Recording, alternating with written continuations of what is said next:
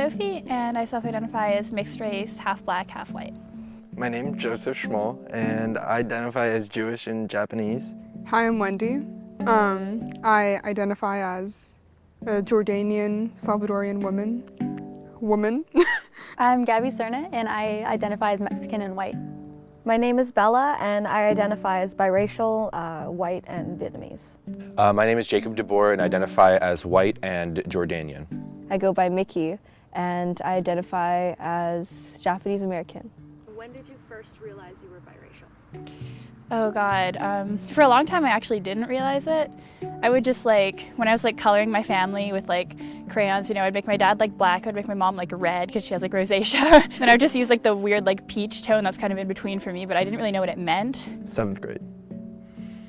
I kind of always knew. I think my parents did a good job of always kind of implementing it. I look white, so I just stuck with it, and I didn't really tell people I was Japanese or Jewish. I just stuck with white because it mattered. People started asking me what are you?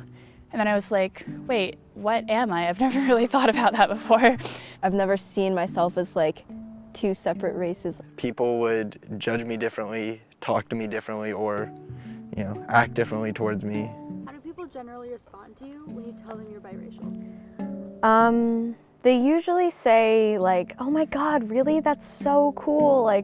Oh, I wish I was mixed. I get a lot of surprised faces, and people say, oh, aren't Arabs usually darker? You're not very tan.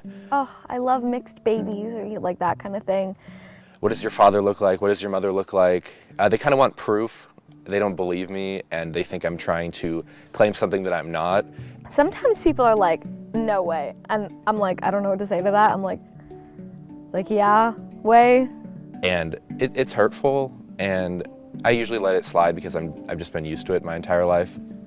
What are the pressures you feel surrounding your biraciality?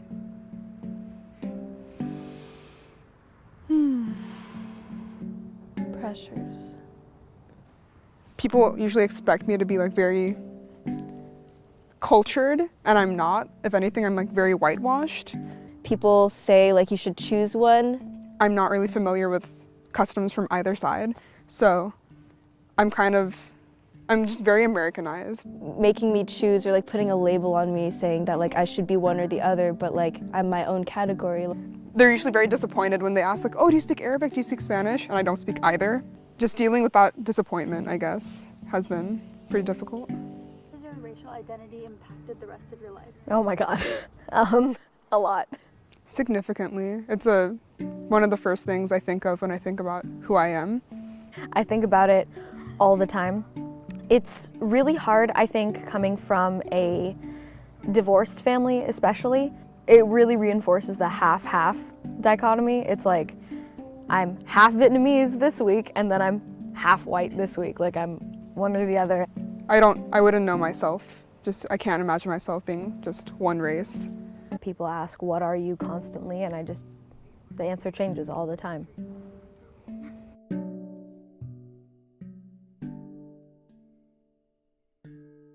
What the fuck does a Salvadorian look like?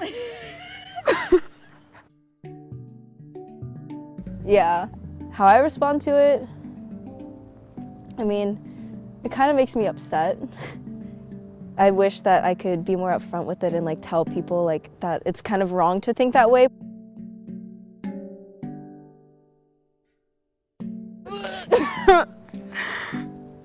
I don't know what to say to that. Do all mixed race people look the same? It's a compliment, but it's just so wrapped up in insecurity.